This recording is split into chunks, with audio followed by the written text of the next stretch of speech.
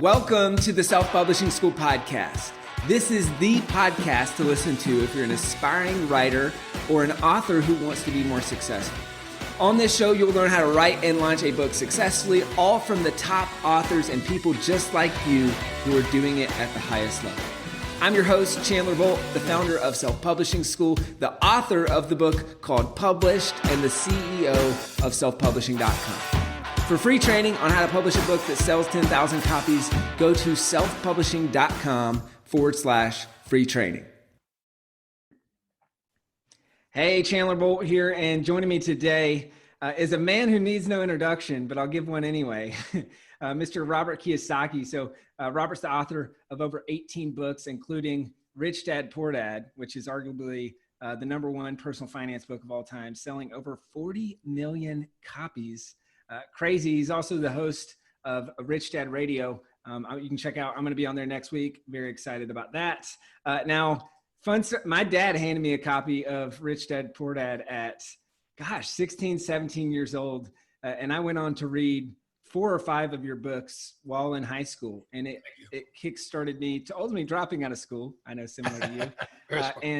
And also just kind of set me off on this entrepreneurial journey. So without Rich Dad, Poor Dad, without Robert Kiyosaki, I really think there is no self-publishing school. And a lot of what we do today wouldn't be happening. So Robert, really great to have you here. Well, thank you. I'm honored. Thank your dad for me, by the way. I will tell him. He'll love that. So, I know we were talking right before the interview about the story about why you had to self-publish. So why did you self-publish? Why did you write Rich Dad, Poor Dad? This book here? Yeah. Well, the truth is I created the CashFlow game with my wife, Kim. And the CashFlow game is the only game that teaches full-blown financial statement accounting, the single most boring subject of business school. So we created the CashFlow board game, and Mattel turned it down. Mm-hmm. They said, one of the game companies. They said CashFlow was too hard. I said, well, I learned everything I learned on Monopoly. And the guy goes, yeah, but people have gotten a lot more stupid since Monopoly. He said, I quote unquote, he says, we couldn't bring Monopoly out today because people aren't smart enough to play that game. Mm-hmm. So when he saw and CashFlow is a very sophisticated game, Oh yeah. So he turned it down. So being entrepreneurs, we just said, well, we're going to do it anyway. So we produced the game, and he was right. Nobody would buy the game because it was too hard. So we got desperate. Entrepreneurs always, desperation is a spirit of entrepreneurship, I guess. So I think I better write a brochure, a catalog for my game. So I sat down. It took me about a year, and I wrote Rich Dad, Poor Dad.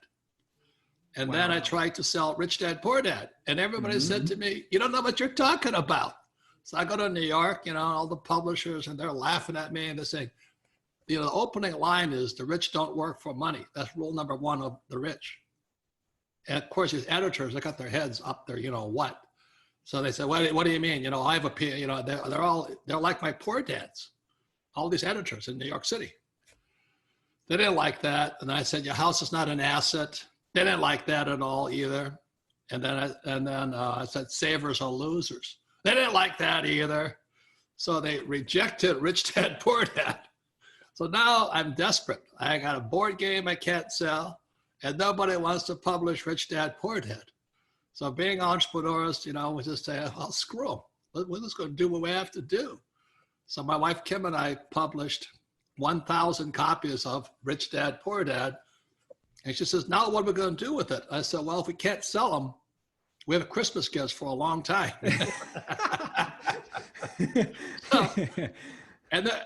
Dad, we sent copies out and nobody would touch it because you're self-published. They wouldn't touch us. So I went, oh my God. So I called my friend who owns a car wash in Austin, Texas. And I said, would you put 2 dozen of Rich Dad, Poor Dad in your car wash? And he says, we don't sell books in car washes. And I said, that's good. No competition. Because, you go to a bookstore, they got so many books, your book gets lost in there. So that's why I chose you to be the first guy to sell my book. He says, get out of here, But finally, salesmanship begins when the customer says no. And he finally says, I'll put 2 dozen of your books in there for 2 weeks. And if they don't sell, you get them back. I said, I promise, I promise. So I call him up after a week. Nothing has sold. Then about a week later, 2 weeks, I said, what happened? He says, they're all gone. I said, you want some more? He goes, no, I don't want them anymore. You make me too nervous. I don't sell books in car washes. So then I'm sitting around waiting, and then all of a sudden I got this phone call with a real thick Dallas accent. He goes, hi, my name's Bill Galvin. I got your book, Rich Dad, Poor Dad. I said, really? Where'd you get it? He said, well, a friend of mine bought it in a car wash and shipped it to me. So it was a doctor. So this doctor gets my book and he ships it to Bill Galvin up in Dallas.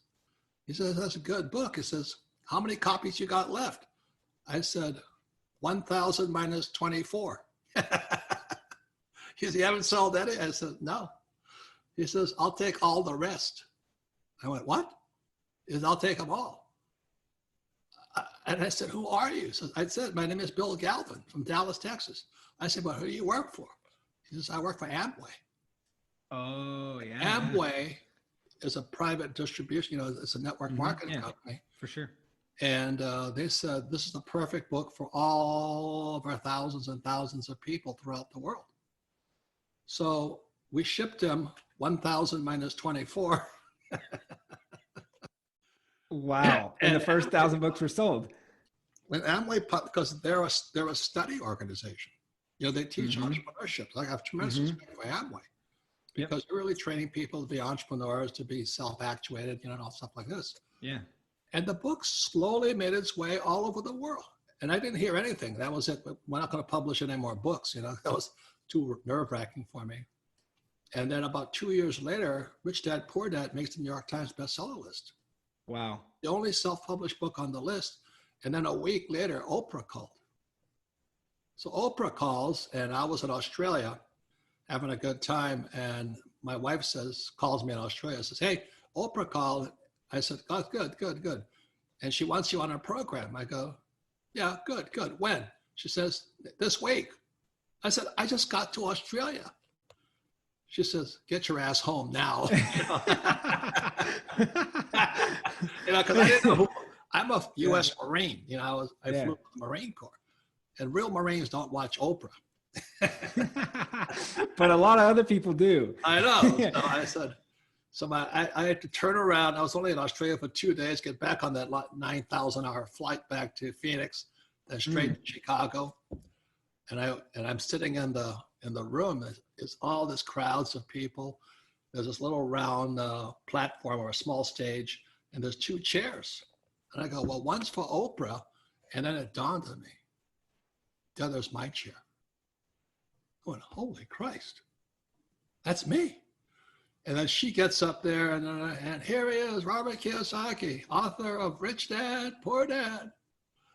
So I walk on stage, and my life changed. How? She's syndicated in 150 different countries. My book went from 0 to hero, international bestseller in less than a few months. And that's what happened, Yeah. And so now, guess what? I love Oprah. She's my new hero. Favorite show, huh? Was that car wash owner, Keith Cunningham? Yeah. Small world. That's awesome. So that's the first 1,000 books, and that's going from self-published, Oprah hitting the New York Times list. I mean, why do you think that book sold so well? Well, that all same as it's a book whose time has come. And you look at what's going on with this Corona crisis right now and all this. The reason I wrote Rich Dad, Poor Dad was because I could see this crisis coming. Because the thing I ask everybody, what does school teach you about money? And for most people, it's flatline. Nobody knows anything about money. And so that's why I could see this crisis coming. I actually saw my latest book is Who Stole My Pension? Because when I came back from Vietnam, my poor dad was a PhD from Stanford, University of Chicago, and Northwestern. And he was unemployed, no paycheck, no job, no pension. So I come back from Vietnam, and he says, I was a pilot. So he says, why don't you go fly for United? And I said, I'm through flying, Dad. I'm going to be an entrepreneur like my rich dad. And he was really upset with me. He says, you need job security. Being a pilot's pretty high paying. I think they get paid about $400,000 a year back then. I said, Dad, I can make that as an entrepreneur in a month. Why would I work a year for that? So that was a strain between my rich dad and my poor dad and myself, because as I always say to people today, is what's one of the most important things you've ever done in your life? And that is I chose my teacher. So you've really got to be careful who your teachers are. So the power of books or YouTube today is you have greater choice of teachers, because I really hated school. I mean, I did not like school. There was only 2 teachers I liked. The rest I hated. And I just didn't like school. I went to a great school. I went to Merchant Marine Academy in Kings Point, New York. But again, the teacher can either make you or break you. So the power of books and YouTube today is my advice to young people is really be careful who your teachers are, because your greatest asset lies between your left ear and your right ear. It's called your brain, if you have one left. Yeah. Well, I love that, because we always talk about how a book is a $15 mentor, right? It's the smartest, most successful people on the planet have taken everything that they learned and put it into a book. And for $15 in a few hours, you can buy it and you can read it. Correct. And it's just unbelievable. Yeah. So how many of your books are self-published versus traditionally published? I don't know. I'm an entrepreneur. I have my, the person that handles most of my work is Mona Gambetta. And I did flunk out of high school twice because I can't write. So my writing is pretty horrible. I don't spell well. I run on sentences and all this. So in high school, I always sat next to the smartest girl. In school, that's called cheating. So I still cheat as an adult. And Mona takes my books and edits them, but she got into the self-publishing business. And she's extremely good at it. So she's helping, she helps publish a lot of my friends' books and all this stuff. But we're really entrepreneurs. I really don't care for the corporate world that much. So I'd rather be small and make a lot of money and pay no taxes. That's my game. Yeah. And I'm very happy doing it this way. So yeah. I encourage anybody who has a book, especially if the publishers turn it down, don't let that stop you. Do you know what I mean? Go to a self-publishing school and find out how this job is done, because it's a big job, self-publishing a book. You can ask Mona. For sure. And so, I think I've heard you say before, it's called best-selling author, not best written author. And you kind of just alluded to that. So, what's your philosophy behind that? And what would be your advice for someone out there who's thinking, hey, I've always wanted to write a book, but I don't write well enough?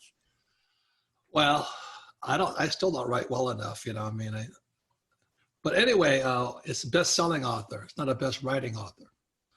And after the book was published, a lot of the editors and the publishers said, your book still sucks. I said, yeah, but I sell more than your stupid books. And the reason for that is because it goes back to Rich Dad, Poor Dad and Choose Your Teachers Wisely. Like I said, when I came back from Vietnam, I said, I want to be an entrepreneur. And my poor dad wanted me to fly for United. And I said, I'd be an employee. It's easier to be an employee than an entrepreneur, but I'd rather be an entrepreneur. So anyway, I said, what do I have to do to be an entrepreneur? He says, you have to sell. And I'm Japanese, I'm very shy. I said, I don't want to sell. Plus my poor dad and my mother, they hated salesmen, because they're academics. Oh, salesmen are scum. All they do is work for money and all this. So there's a bad attitude inside the poor dad family against anybody who sold. And then I go talk to my rich dad. Again, choose your teachers wisely. He says, look, you've got to sell. You're going to be an entrepreneur. If you can't sell, you're not going to make it, because it's a skill set. It's like a plumber has to know how to turn a wrench. An entrepreneur must know how to sell. So I said, I don't want to sell. I don't want to sell. I'm still in the Marine Corps. And he said, Robert, how's your sex life? I said, non-existent. He says, because you can't sell. So that was my motivation. So he said, wow, go learn how to sell. So that instead of looking for a safe, secure job, I applied to both IBM and Xerox, because they had, back in those days, they had great sales training programs. So I faced my greatest fear, which is knocking on doors and getting rejected. So I I got hired by Xerox, great training. They flew me from Hawaii to Leesburg, Virginia, go to professional sales schools and all this stuff. And then when I came back to Hawaii, I was going to get fired because I was still shy. I was still very afraid of getting rejection. I didn't like it, you know? So I went to see my rich dad again. And he says, I'm going to get fired because you have to make so many points a month with Xerox, so you get fired. He says, well, that's the lesson you need to learn, because if you don't sell, they're going to fire you. Or if you're an entrepreneur, you're not going to make any money, because sales equals income. So I said, okay.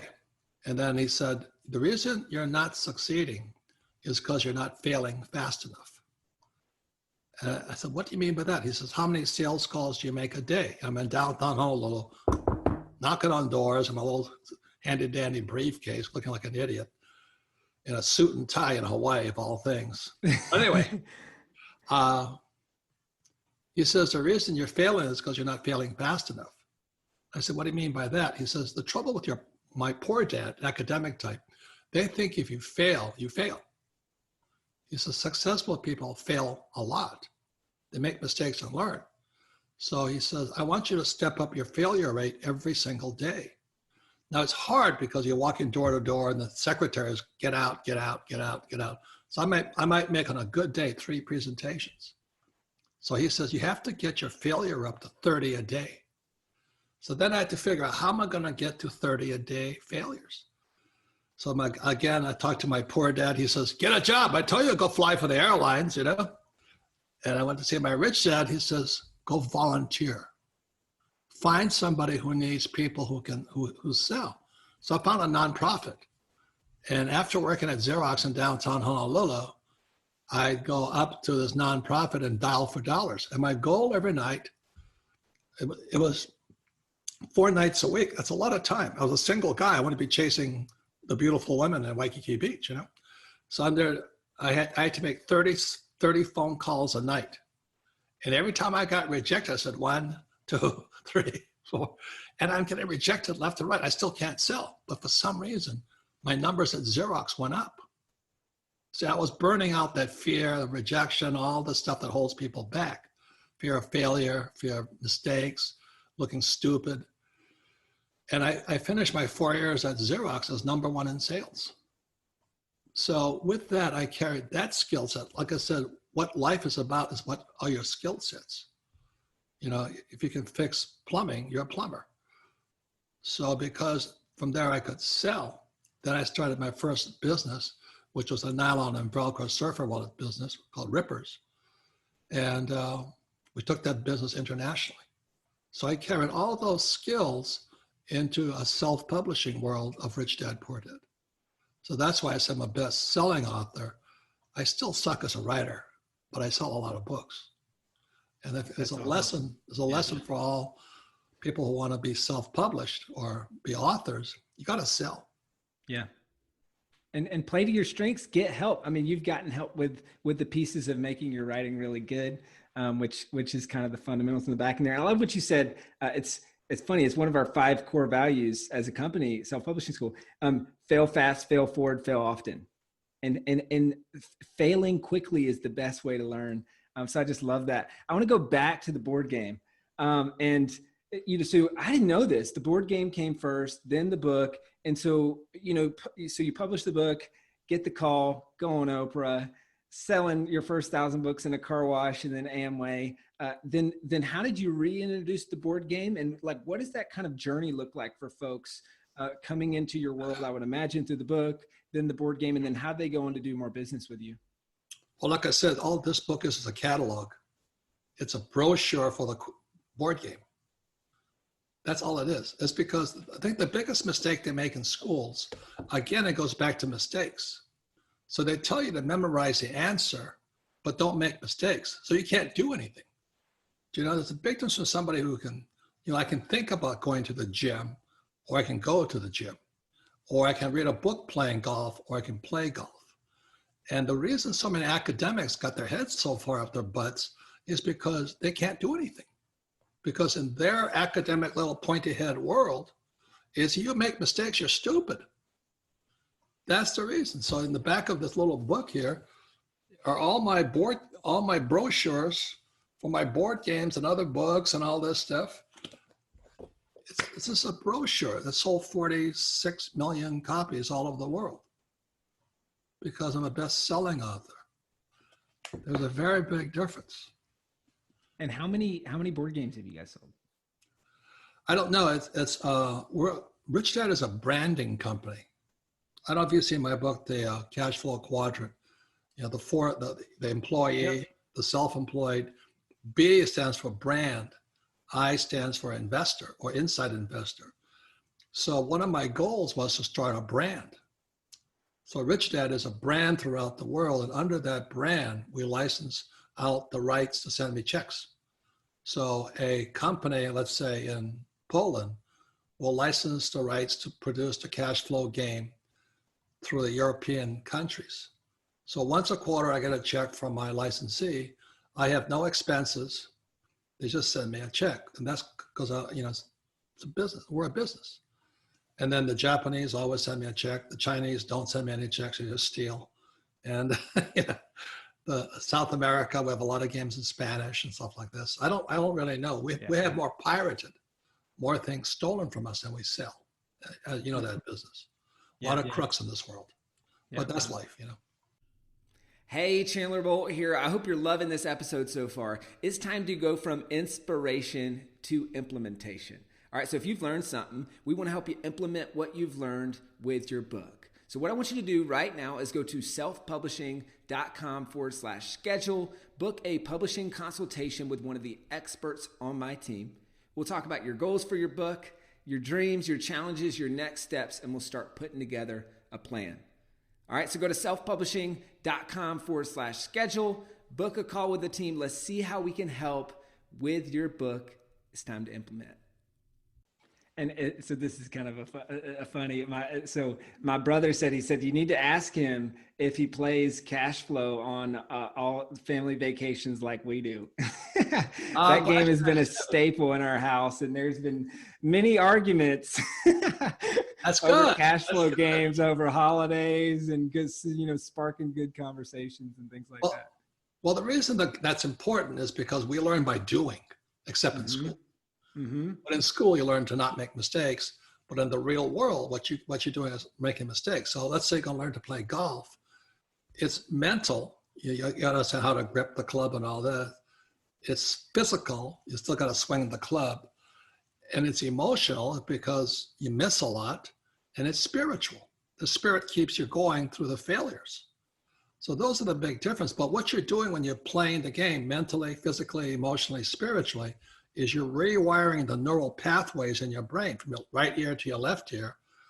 You're rewiring the pathways in your brain. So, when I first started playing golf, I was horrible. I'm still horrible, but I can hold my own on the golf course. But if I had made no mistakes, I'd be a legend in my own mind. You say, I can take on Tiger Woods, but I can't even putt. You know what I mean? So those are a couple of the big complaints I have against school systems. They tell you not to cooperate because that's called cheating. I cheat like a wild man. And they tell you don't make mistakes. How do you learn if you don't make mistakes? Right. And thirdly, they teach you nothing about money. And so today we have a corona crisis. Millions, 30 million people in America are out of work today. And our economy is going to crash. That's really, really sad. So one of the books I published in 2002 is Rich Dad's Prophecy. And I said there would be 3 crashes. And so the first crash came with a dot-com crash. Second crash came with a subprime crash. And today, the corona crash. How did I know that? Is because I surfed most of my life. So as there's big wave surfers and small wave surfers. So small wave surfers ride wind-blown waves. And the big wave surfers in Hawaii ride the ocean swells from the winter swells. And every big wave surfer knows there's 3, they come in sets, generally, not all the time, sets of 3. And so you've really got to time yourself with when you're going to take that third wave. Because if you're too inside, the wave crashes on you. You're too far outside, you miss everything. So it's that third wave. And that third wave crashed March of 2020. On time, on schedule. The other thing too, is if you study cycles and trends, every 90 years, there's a collapse, a crash. So the last crash was 1930 or 1929, 2020, 90 years later, we have a crash again. So everything is predictable and all this stuff, except that our schools don't teach you anything about that. You know, the schools don't teach you that it's not a, money is just debt and taxes. That if you don't learn anything about debt and taxes, you'll probably never be rich. But they tell you stay out of debt and pay your taxes. Are you kidding me? The rich don't pay taxes and they use debt. So everything is opposite of what they teach you in school. Right.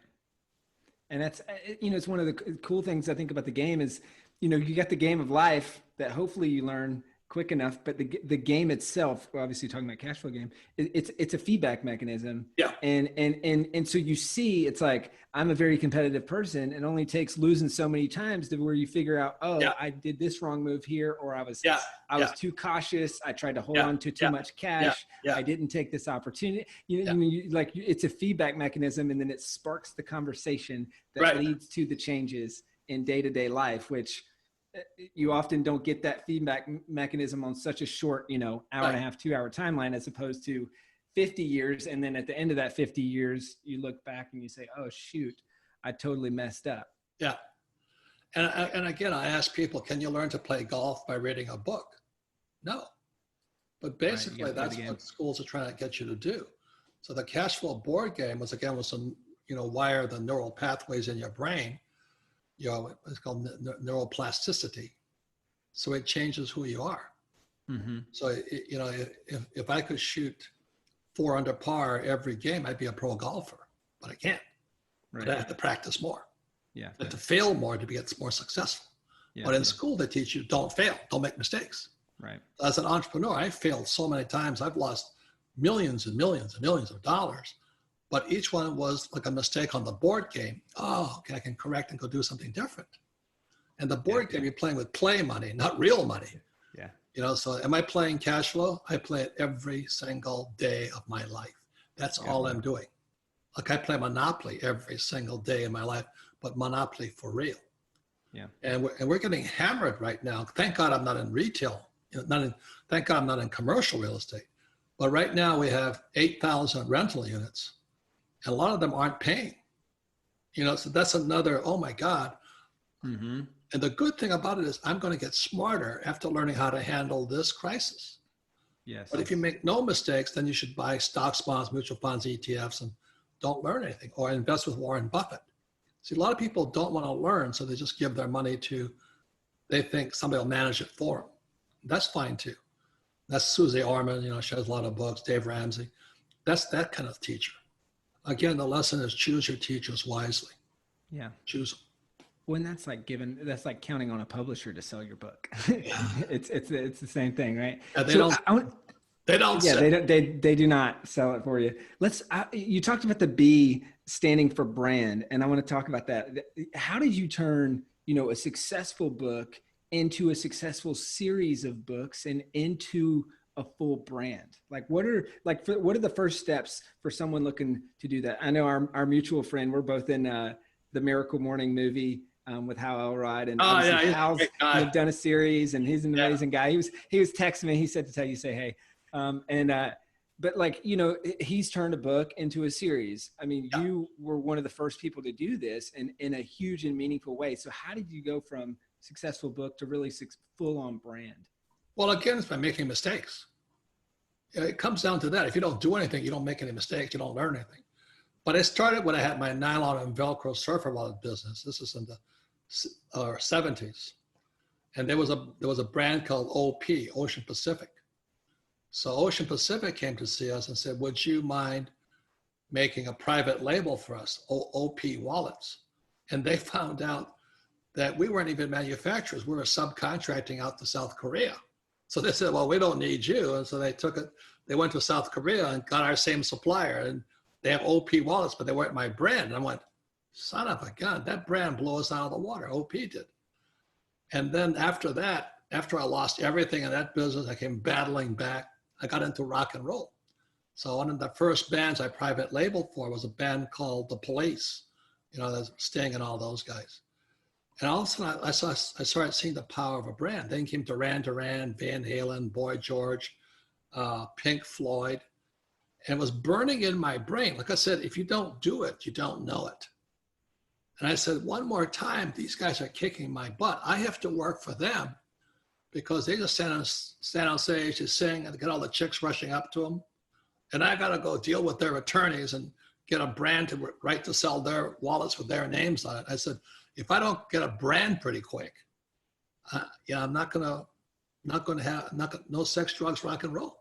So it was burning in my brain. How do I create a brand? And there's no like instant answer. That's your brain going to work. And he starts looking at what brands are working, what brands aren't working. And then you can make up your mind. Everybody would love to be a brand. Everybody would love to be an Apple or a Google or a Facebook. That's power. So it's worth asking yourself a question. So if you're writing a book, more than the title is you ask yourself, is this potential to be a brand? And if you can do that, you got it made. And a lot of authors have started brands, because their name became a brand or all that stuff. But it's always burning in the back of an entrepreneur's brain.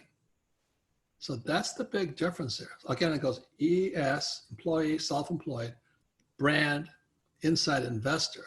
So as an inside investor, I'm just selling the rights to sell my products for me to 50 companies throughout the world. I'm a brand. So I don't have a manufacturing company. Everybody does the manufacturing for me and they pay me a royalty. That's big business. That's the difference. And they don't teach you that in school. Okay, so and that's how it starts.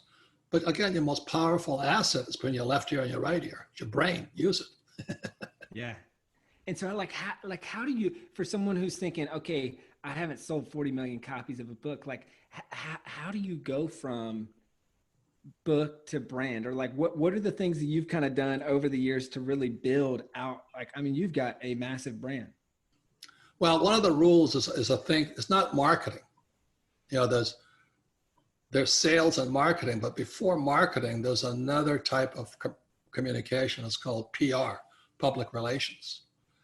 And so I've always had a full-time PR person because PR is cheaper than advertising, So I would get into magazines and articles and, putts around.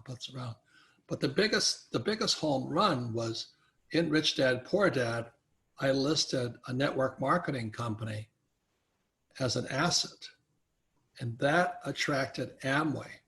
And then came all the other network marketing companies. They're asking me to endorse their company, which I don't do. But those organizations, because they're teaching people how to sell, they started requiring their thousands of downline, as I call them, to read my book. So it really is, a relationship type of business. And I think too many authors want to be the author, but they're not good PR, public relations. So then what happened is after Amway fell in love with my book, they flew me all over the world to sell my book to their people. So on 9/11, guess where I was? I was in Istanbul, I remember they're talking to all these Muslims for Amway, and they just bombed the World Trade Center. And I don't know, what the hell am I doing here, But it was because I was doing PR, public relations. So because I was helping Amway sell their company, Amway helped me sell my book. So I got paid the big bucks to fly all over the world and sell my book. And so from the beginning, it was PR and having a full-time PR person and really using publicity to kind of build and drive a lot of what you're doing. Okay, this for me right now is PR. It's PR for you also. Yeah. But it's a relationship thing. I'm more than happy to endorse what you do because it's sincere for me. I am self-published. I was self-published.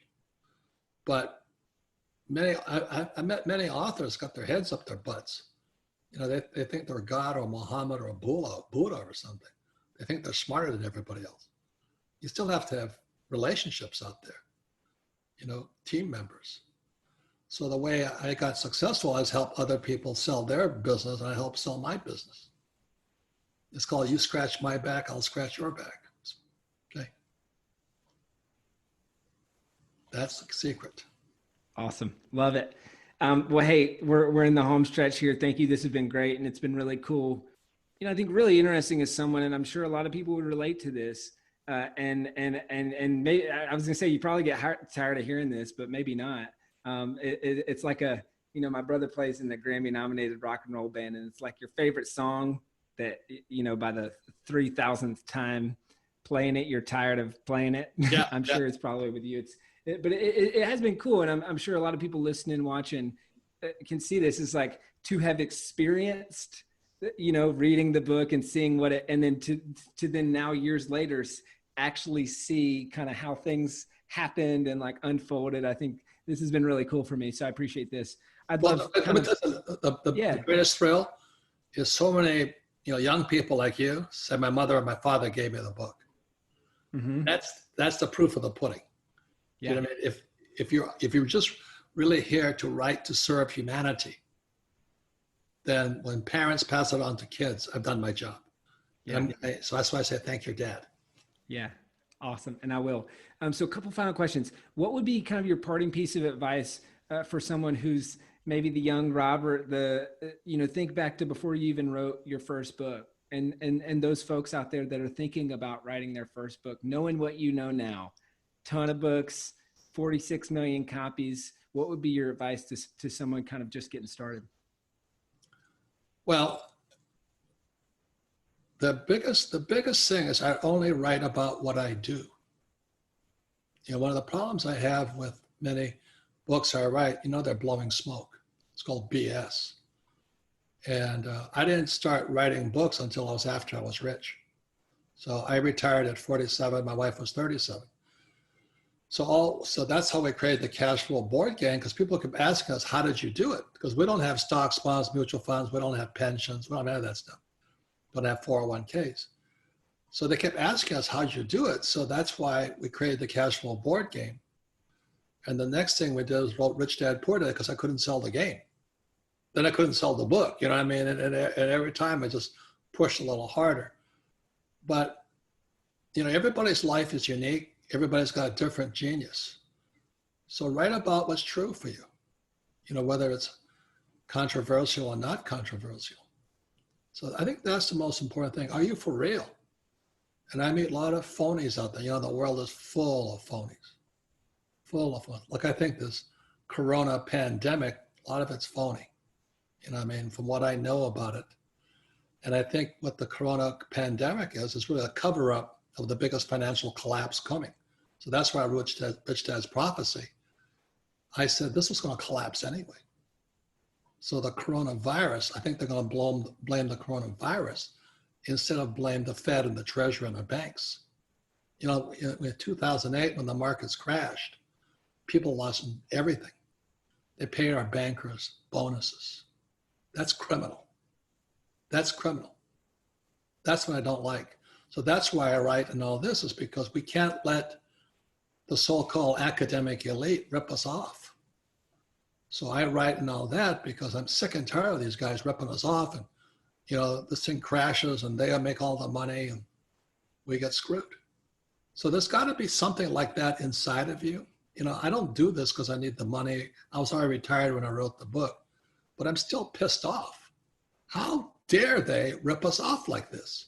How dare they blame the coronavirus for, a shadow banking crash? And people don't even know what the shadow bank is. It was crashing long before the corona showed up, but they had to cover it up. That's my opinion. It's not worth anything, but that's my opinion. So unless you have some kind of fire in your belly like that, your writing will be boring. And people have no time for boring books today. You know what I mean? So, you never know what's going to work with the public. So that's what drives me on. I don't need the money, but we do need financial education. I don't like what Wall Street's doing. I don't like what the Fed is doing. And I don't like what our school system's doing. So it's a private crusade, a mission, a duty. I went to military school. It's duty, honor, respect, courage. That's what drives me. It's spiritual. That's awesome. Well, Robert, thank you so much for coming on. Where can people find out more about you, your books, and what you guys are doing? Well, it's always richdad.com. But anyway, I'm just happy your dad passed your book on to you. I think that's the most important thing a parent can do is be their child's best teacher and, help them learn, because they're not going to learn this stuff at school. You know that. I know that. And that's why we have a financial crisis today. It starts in our school system. Absolutely. Well, Robert, thank you again. Thank you.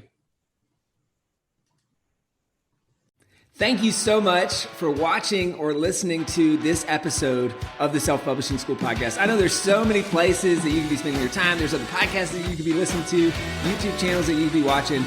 So thank you so much. It means the world. Now, I want you to do 3 things right now if you found this episode helpful. All right, number 1, I don't know if you know this, but we've got a YouTube channel. It's a companion channel to this podcast. All the video versions of the episode are on the YouTube channel. So number 1, subscribe to the YouTube channel.